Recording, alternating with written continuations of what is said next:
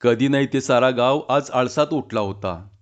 रोज गजबजलेलं शिवार आज रानात एकटंच उभा होतं. आणि दिवसभर चिडीचूप असणाऱ्या गावात ठिकठिकाणी बायकांची टोळकी मशेरी लावत आणि गप्पा जोडत बसली होती. मध्येच कोणीतरी बाई खालच्या आवाजात काहीतरी खसफसायची आणि चिवचिवणारा चिमण्यांचा थवा अचानक शांत व्हावा तशा बाकीच्या बायका गप्प व्हायच्या. आणि थोड्या वेळानं पुन्हा त्यांचा चिवचिवाट चालू व्हायचा.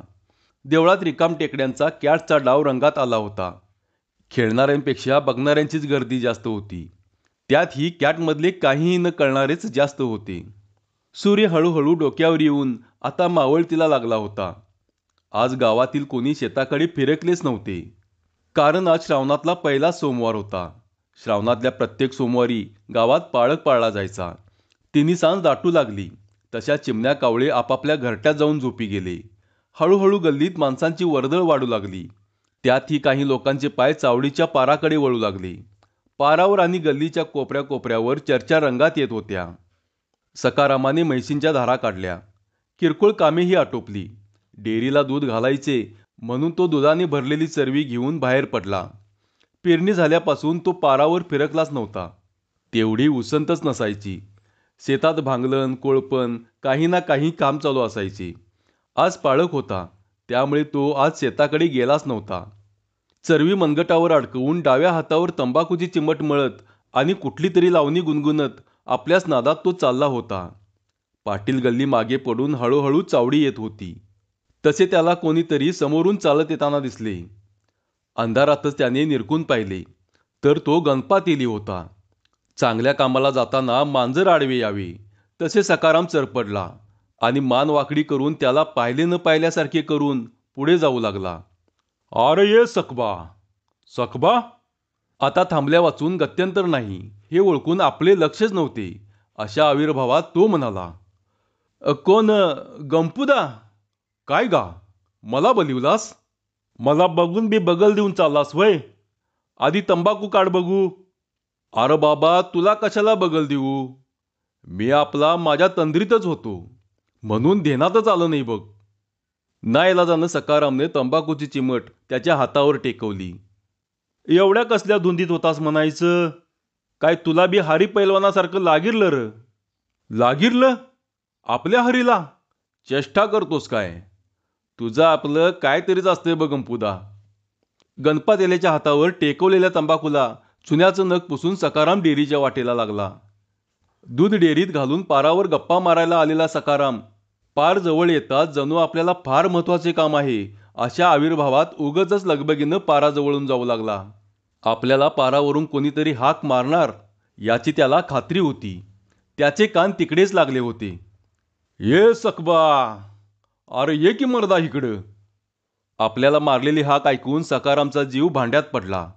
अंधारातूनच सकारामनं लगमानाचा आवाज ओळखला होता. "कोण लगमाना? आता तुझ्याबरोबर बोलत बसायला मला अजिबात टाईम नाही. जेवून वस्तीला जायचं आहे नव्ह का?" "अरे जाशील म्हणस. वाईच बिडी तरी वळून जा." नाईला झाल्यासारखा चेहरा करून सकाराम पाराकडे सरकला. "लगमांना तू काय ऐकणारा माणूस आहेस वय? आता काढ बघू बिडी." सकाराम पारावर सप्पई बसला. लगमानानं बिडी काढली. बिडीचे टोक सिगारेट आपटावी अशा थाटात काडेपेटीवर 4-2दा आपटले आणि उगाचच अंगरक्याला काडेपेटी घासून काडी पेटवली. "मग लगमांना काय चाललंय आणि तुझं?" आपण विषयाला हात न घालता लगमांनाकडनंच अंदाज काढायचा म्हणून सकारामने खडा टाकला. पण लगमांना आपल्याच नादात होता. त्याने दोन्ही हाताची ओंजळ करून बोटांच्या चिमटीत पकडलेली काडी विजू न देता बिडी शिलगावली आणि विजलेल्या काडीवर उगीचच फुंकर मारून ती रस्त्यावर टाकून दिली. त्याचा कार्यक्रम केव्हा आटोपतोय याची वाट पाहत बसण्याशिवाय सकारामकडे पर्याय नव्हता. सकारामला अजूनही त्याच्या प्रश्नाचे उत्तर लगमानाकडून मिळाले नव्हते. उलट त्याने सकारामलाच ताटकळत ठेवले होते. 2-4 झुरके घेऊन लगमानाने सावधपणे आजूबाजूला पाहिले. कोणी ऐकत नसल्याचा अंदाज घेऊन तो खालच्या आवाजात सकारामच्या कानाला लागला. "तुला काय कळलं का र?" गावातील काहीतरी नवीन खबर कानावर पडणार या आनंदात तितक्याच गंभीरपणे सकाराम म्हणाला. "नाही गा, काय झालं तरी काय?" "आता काय झालं आणि काय नाही. तू बी वस्तीला एकटा जातोस, जरा जपून जाई जावा मर्दानू. येळा काय असं सांगून येतात होय? अरे पर असं झालं तरी काय, हे सांगायला काय घेशील? लग्मानाने बिडीचा एक जोरदार झुरका घेतला आणि लांडग्यासारखे तोंड वर करून छातीच्या भात्यात भरलेला धूर हळुवारपणे हवेत सोडू लागला. सकारामची उत्सुकता आता सिगेला पोचली होती. लग्मांना, आता काय झालं ते सांगणार हाईस काय जाऊ मी? अरे थांब की मर्दा, जवा तवा घोड्यावरनच येतोस, जरा बांध की घोड. आता तू काय सांगना बी झालास आणि नुसतं बसून काय करू? अरे तू आपला जादवाचा हरभा पैलवान. लग्मानाने दुसरा झुरका घेतला आणि गंभीर चेहऱ्याने आकाशाकडे पाहायला लागला. सारा धूर त्याच्या नाकातोंडातून वाहायला लागला होता. सकारामने त्याला चिमटाच काढला. तसा लग्मांना भानावर आला. अरे काय झालं जादवाच्या हारीचं? म्हणजे तुला कायच माहिती नाही म्हण की. अरे माहिती असतं तर तुला असं लोणी लावत बसलो असतो का? अरे असा वैतागतोस का? ऐक तर, ही बिडी वड. संपत आलेल्या बिडीचा तुकडा लग्मानाने सकाराम समोर धरला. नाईलाजाने सकारामने तो चिमटीत धरला आणि पहिला झुरका ओढला. पण संपत आलेल्या बिडीचा चटका त्याच्या ओठांना चांगलाच बसला. पण लग्मानाला तसे न दाखवता त्याने उगीच बिडी ओढल्यासारखी करून टाकून दिली. अरे सकाळी हरबा फेऱ्यात गावला नव्ह का? फेऱ्यात? काय सांगतोस? रात्रीचा थंडगार वारा त्याच्या अंगभर सरकन शहारला. अविश्वासाचे काळे ढग त्याच्या चेहऱ्यावर दाटून आले होते. अरे आज सकाळी भैरेवाडीला कुस्तीचा फड हाय. कुस्तीला जायचं म्हणून भल्या पहाटेला उठून हरबा कामतात पिंडीला गेलता आणि फेऱ्यात गावला नव्ह का? म्हणजे नेमकं काय झालं म्हणायचं? सकारामनं सरळ मुद्द्यालाच हात घातला. कुस्तीला जायचं म्हणून भल्या पाटला भक्तायच्या आधीच हरबा कामतात पिंडीला गेलता. अंधारातनं 2-3 आडवं गावात त्यानं कापलं असल नसल तवर हातात पेटता कंदील घेऊन तिथं एक पैलवान गडी आला आणि भैरेवाडीला जायचा रस्ता विचारू लागला. मग गा पुढं काय झालं? हरीने विचारलं नाही का एवढ्या फाटला भैरेवाडीला काय काम काढलास म्हणून? अचानक मनात आलेले सारे प्रश्न सकारामने एका दमातच विचारले. विचारना तर, आज चैतानिमित्त भैरेवाडीकरांनी कुस्त्या ठेवल्यात म्हणून तिकडं चाललोय म्हणाला. मग हरबा त्याला म्हणाला, पाहुणं मी बी यायचं आहे भैरेवाडीला. आपण आधी माझ्या घरला जाऊया, चहा पाणी घेऊया आणि मग दोघं मिळून जाऊया संग संग. मग दोघं बी मिळून गेली म्हण की भैरेवाडीला. आर कुठली मिळून जात्यात? तो पैलवान जरा बाराचा निघाला बघ. काय सांगतोस? तो पैलवान हरबाला म्हणाला, तुम्ही कुस्ती बघाय चालला का? राज कुस्त्या ना मर्दानी बघायची असत्यात आणि मर्दानी खेळायची असत्यात. माईला आपल्या हारीला असं म्हणाल ती बेन. मग हरबाचं बी टाळकच बिरमाटलं. तो म्हणाला, महाराज मी तुमच्यासारखी कुस्ती खेळून पाठीला माती लावून घ्यायला जाणार नाही, तर मी कुस्ती जिताय जाणार हाय. मग गा पुढं काय झालं? आणि काय होणार? शेवटी वयाचं तेच झालं. शब्दाला सबूत वाढत गेला आणि दोघं बी आली नव्ह का हमरातुमरीवर. काय सांगतोस? आणि का काय झालं? कट्ट्यावर खाली पाय सोडून बसलेला सकाराम पाय वर घेऊन चवड्यावर बसला. त्याची उत्सुकता वाढली होती. आपला हरबा त्या पैलवानाला ऐकतोय होय. त्यानं चांगलाच त्या पैलवानाला कापलेल्या गवताच्या सडीत घोळीसला. चांगलं तांबडं फुटस्तवर त्यांची कुस्ती चालू होती. खळ्या एवढा जागा भुई बडवावी तसा मळलाय, माहीत आहे का? बरं झालं, चांगली खोड मोडली. मुंडी वर काढायला जागा राहिली नसेल बेण्याला. हे एवढ्यावरच भागलं नाही. आर खरी गमजा तर पुढंच हाय. दिवस वर येईल तसं त्या पैलवानानं हारतोय म्हटल्यावर रडीचा डाव टाकला नव्ह का? आत्ता र तिची भन. पर असं काय केलं त्यानं? काय केलं? आर काय कराय नाही ते विचार. तिथंच पडल्यालं हारबाचं चरचरीत पाणी पाजलेलं खुरपं त्यानं उचललं आणि हारबाच्या मुंडक्यावर घाव घालणार तेवढ्यात हारबानं तो घाव चुकिवला.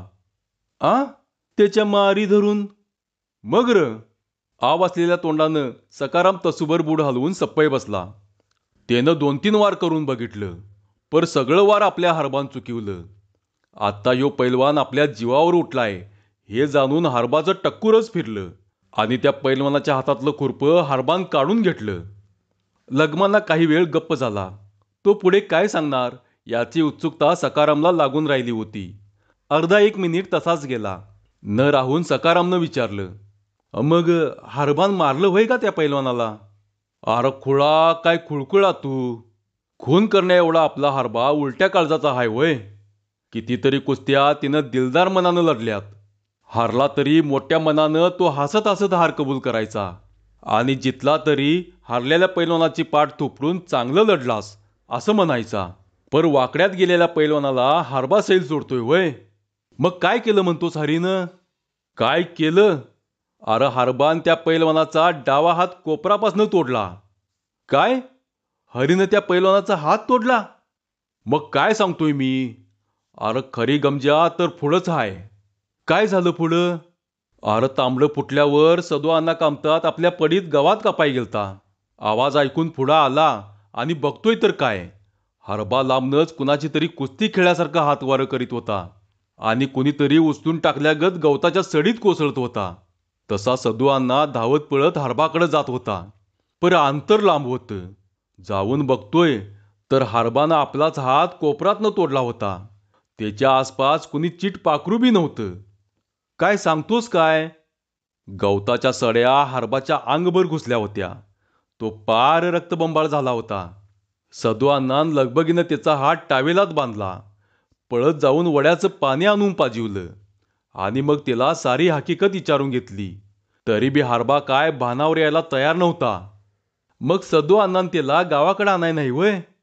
याड लागल्यागत लगमाना हसायला लागला. सकाराम त्याच्या तोंडाकडे पाहतच राहिला. "अरे खुळ्या, तो पैलवान गडी हाय. तो सदू अण्णाला उचलतोय वय?" त्याला तसा झाडाखाली बसवून सदू अण्णानं तडक गावाकडे धूम ठोकली आणि बैलगाडी आणि 4 माणसं घेऊन त्यानं कामूत गाठला. तवर हरबा पार बेसुधी होऊन पडला होता. त्याला तसाच गाडीत घालून गावाकडे आणलं. मगापासून तोंडाचा चंबू करून ऐकत असलेल्या सकारामने तोंड मिटवून पुन्हा उघडले. "अरे अरे अरे, वाईट झालं बिचाऱ्याचं. जन्माचा आदू झाला बिचारा. पर होय लगमांना, त्याला खरंच लागिरला असल. आता खुळा, काय शाना मर्दा तू. कोण उगचच आपला हात मनगटातनं तोडून गेल वय. तू बी रातीला वस्तीला जातोस. जरा जपून जावा मर्दानू. येळा काय असं सांगून येतात होय." कोड्यात टाकणारा प्रश्न सकारामला विचारून लगमानानं दुसरी बिडी सुलगावली आणि पारावरून उतरून अंधारात गडप झाला. त्याच्या हातातल्या बिडीचं लाल भडक थोटूक तेवढे त्याच्या हलणाऱ्या हाताबरोबर मागे पुढे होत होते. शेवटी तेही अंधारात नाहीसे झाले. कितीतरी वेळ सकाराम पारावर एकटाच बसून होता. भूतं असत्यात? असत्यात तर मग आपल्याला कधीच कशी दिसली नाहीत? खरंच हरीला भूतांचं पाटलं असल? काय दुसरं काहीतरी कारण असल? अनेक किडे त्याच्या डोक्यात रातकिड्यासारखे किरकिरत होते. बऱ्याच वेळाने पारावरून उठून तो घरच्या वाटेला लागला. घरी आल्यावर तारीनं विचारलं, "काय व? कुठं होतासा इतका येळ आणि वस्तीला जाईत नाहीसा होय?" तिच्या या प्रश्नानं सकारामच्या अंगावर काटा शहारला. तो काहीच बोलला नाही. तारीनं त्याला जेवण वाढले, पण जेवणाकडे त्याचे लक्षच नव्हते. त्याच्या नजरेसमोरून हरी आणि तो पैलवान हटत नव्हते. तो उगीचच भात चिवडत होता. त्या दिवसापासून तो काहीतरी कारण काढून वस्तीला जायचे टाळत होता. रात्रीचे उगीचच दचकून उठत होता. दिवस 2 कासरे वर आल्याशिवाय पिंडीलाही जात नव्हता. गवत कापतानाही तो अधूनमधून उठून इकडे तिकडे पाहायचा. पैलवान त्याच्या मनात चांगलेच टोलेजंग घर बांधून राहू लागला होता. 1-2 महिने असेच निघून गेले. शाळू पोटरीला आला होता. शेतात गव्यांनी धुडगूस घातला होता, जो तो रात्री राखणीला शेताकडे पळत होता. आता सकारामलाही रात्री शेताकडे राखणीला जाण्यावाचून गत्यंतर नव्हती. हातात राखणीची काठी आणि डोक्यावर घोंगड्याची खोळ घेऊन सकाराम बाहेर पडला. गरज पडलीच तर सोबत फरशीचे पाते बंडीच्या खिशात ठेवलेच होते. सकाराम झपाझप पावले टाकत निघाला. चिखलातून चालताना होणाऱ्या आवाजाबरोबरच त्याच्या काळजाचा ठोका चुकायचा. जाताना मागे पुढे पाहत सावधगिरीने सकाराम पायवाट तुडवत होता. शेतातल्या कुपीतला पत्र्याचा डबा घेऊन तो मचानावर चढला. ओरडणाऱ्या रातकिड्यांना पिंपळाच्या झाडावरचे घुबड घुमून साथ देत होते. धडधडणाऱ्या छातीने तो पत्र्याचा डबा वाजवत हुक्या घालून तो स्वतःला धीर देण्याचा प्रयत्न करत होता. चंद्राची कोर उगवतीकडून हळूहळू वर येत होती. मधूनच सळसळणारा शाळू त्याला उगीचच भीती घालत होता. मध्यान्नीला त्याचा केव्हा डोळा लागला हे त्यालाही समजले नाही. मचान कोणीतरी गदागदा हलवत असल्याचा भास झाल्याने त्याला जाग आली. खाली गवारेडा आला असेल म्हणून त्याने पत्र्याचा डबा वाजवायला सुरुवात केली. अधूनमधून मचानाच्या मेढीवर काटे आपटून तो गव्याला हकलण्याचा प्रयत्न करू लागला, पण खाली कोणीच नव्हते. मचानाबरोबर शाळूही जोरात सळसळायला लागला होता. इतक्यात त्याचे लक्ष बाजूलाच करकरणाऱ्या खोपीकडे गेले. खोप करकरत एका बाजूला कलत होती. तिचे करकरणे वाढतच गेले आणि धाडकन आवाज करून करकरणारी झोपडी शांत झाली. आभाळातले ढग जमिनीत गडगडू लागले. थडथडणाऱ्या डब्यासारखे सकारामचे काळीजही धडधडू लागले. त्याच्या कपाळावरचा घाम दोन्ही गालावरून घरघळत त्याच्या हुनवटीजवळ यायचा आणि एकमेकांची शेवटची गळाभेट घेऊन जीवाच्या आकांताने खाली अंधारात उड्या मारत होता. त्याची बंडी नुकतेच धुतल्यासारखी घामाने भिजली होती. हा भुताटकीचा प्रकार असावा असे त्याला वाटू लागले. एवढ्यात त्याला गावच्या दिशेने गोंधळ, गोंगाट आणि लोकांचा आरडाओरडा ऐकू येऊ लागला. गावात नेमकं काय चाललंय तेच त्याला समजत नव्हते. गावात चोर किंवा दरोडेखोर शिरलेत की काय अशी शंका त्याला आली. घरात पारी आणि तान्ह एकटंच आहे याची त्याला आठवण होताच मचानावरून उतरून धावत पळत तो गावाच्या दिशेने निघाला. धावताना त्याचा तोल जात होता. पायाखालची जमीन हालत असल्याचा भास त्याला होत होता. पळताना लागणाऱ्या ठेचांमुळे तो धडपडत होता, पडत होता आणि पुन्हा उठून पळत होता. जणू एखादे भयानक स्वप्नच पाहत असल्याचा भास त्याला होत होता. वेशीत येता सर्वत्र रडारड आणि गोंधळ त्याला स्पष्ट ऐकू येऊ लागला. भूकंप, भूकंप, पळा पळा. धरणीमाय गाढ झोपलेल्या लेकरांच्यावर कोपली होती. कुणाला काही कळायच्या आतच सारे होत्याचे नव्हते झाले होते. वेशीतले भले थोरले वडाचे झाड रस्त्यावर आडवे झाले होते. त्यातूनच वाट काढत असताना फांदीवर बसलेली टिटवी टिटीव टिटीव करत त्याच्याच घराच्या दिशेने फडफडत उडून गेली. तसे त्याच्या काळजात धस्स झाले. तसाच वाट काढत तो गावात आला आणि गावाचा अवतार पाहून त्याला धडकीच भरली. गावातील जवळजवळ सारी घरे पडली होती. कित्येक जण घराखाली गाडले गेले होते. जे कोणी वाचले होते ते नुसत्याच बोंबा मारत होते. काहीच कळायला मार्ग नव्हता. सकारामच्या पायाखालची वाळू कधीच सरकली होती. सारी शक्ती एकवटून तो गल्लीतल्या पडक्या घरांच्या दगडधोंड्यातून वाट काढत कसाबसा आपल्या घराजवळ आला. क्षणभर त्याचा स्वतःच्या डोळ्यावर विश्वासच बसत नव्हता. त्याच्यावर तर आभाळच कोसळले होते. त्याचे सारे घर जमीनदोस्त झाले होते. आर माझ्या वाद्या, काय केलंस हे? एक वार आकाशाकडे पाहून सकारामने कपाळ बडवून घेतले. पुढे काय करावे हेच त्याला समजत नव्हते. अचानक झटका बसावा तसा तो भानावर आला. तारे आणि तान्ह कुठं असल? तारे, तारे. लोकांच्या गदारोळात त्याचाही आवाज गडप होत होता. काहीही प्रतिसाद मिळत नव्हता. त्याला एका ढिगाऱ्याखालून कसली तरी हालचाल जाणवली. तसा तो तेथील दगडमाती बाजूला करू लागला. अंधुक प्रकाशात त्याला तारी नजरेला पडली. त्याने आवेगाने तिला मिठी मारली. त्याला तिचे सारे अंग भिजलेले जाणवले. भिजलेल्या हाताची बोटे त्याने नाकाला लावून हुंगली आणि त्याचे डोळे विस्पारले गेले. त्या रक्ताने त्याचे सारे शरीर माखले गेले होते. एक जोराचा आचका देऊन तारी भीमाच्या मिठीत प्राण सोडले. तान्ह्याची काहीच हालचाल होत नव्हती. मरी आईच्या पदराखाली ते अगदी बिनगोर झोपले होते. भीमाचे सारे विश्वच क्षणात होत्याचे नव्हते झाले होते. सारा गाव शोकाकुल झाला होता आणि भीमाची वाचाच बसली होती. त्याच्या तोंडातून ना हुंदका येत होता ना त्याचा कंठ दाटून येत होता. सारे राज्य हरलेल्या राजासारखा तसाच जड पायाने तो अंगणातल्या चिंचेच्या झाडाखाली जाऊन बसला आणि मेल्या मनाने तो मातीच्या ढिगाऱ्यात गडप झालेले आपले घर शोधू लागला. इतके त्याच्या घराच्या ढिगाऱ्यावरून दमदार पावले टाकत हातात पेटता कंदील घेऊन एक धिप्पाड पैलवान आपल्या दिशेने येताना त्याला दिसत होता. तो सकारामच्या अगदी जवळ येऊन त्याच्या बाजूला बसला आणि त्याने सकारामच्या खांद्यावर हात ठेवला. जणू तो त्याला धीरच देत होता. एक वेळ सकारामने त्या पैलवानाकडे मान वळवून पाहिले आणि निर्विकार चेहऱ्याने पुन्हा आपल्या घरांच्या अवशेषांकडे पाहत राहिला. कितीतरी वेळ. रात्रभर दडून बसलेल्या सूर्यनारायणाचे रोजच्याप्रमाणे आसमंतात भंडारा आणि गुलालाची उधळण करत आगमन होत होते. तसे त्याच्या स्वागताला पक्ष्यांच्या किलबिलाटही सुरू झाला. तारा ही रोजच्या सवयीने सडा रांगोळी टाकण्यासाठी दार उघडून बाहेर आली आणि अंगण झाडू लागली. अचानक तिचे लक्ष चिंचेखाली बसलेल्या सकारामकडे गेले. काय व, आज लवकर आलासा राखनीसनं? सकारामने तिला कोणताही प्रतिसाद दिला नाही. पांढऱ्या फटक चेहऱ्याने आणि न मिटणाऱ्या भेदरलेल्या डोळ्यांनी तो फक्त घराकडे पाहत होता. ताराच्या आक्रोशाने सारा गाव साखर झोपेतून जागा झाला. पटापट आपल्या घरांची दारे उघडून जो तो सकारामच्या घराकडे धाव घेत होता. सारा गाव सकारामच्या अंगणात दाटीवाटीने उभा होता आणि सकाराम निष्प्राण देहाने आणि न मिटणाऱ्या उघड्या डोळ्यांनी सारे काही पाहत होता. काय झाले, कसे झाले, कोणालाही काही समजत नव्हते. पण प्रत्येकाच्या मनात शंकेची पाल चुकचुकत होती आणि म्हणत होती, काहीतरी अघटित घडले, काहीतरी अघटित घडले. धन्यवाद.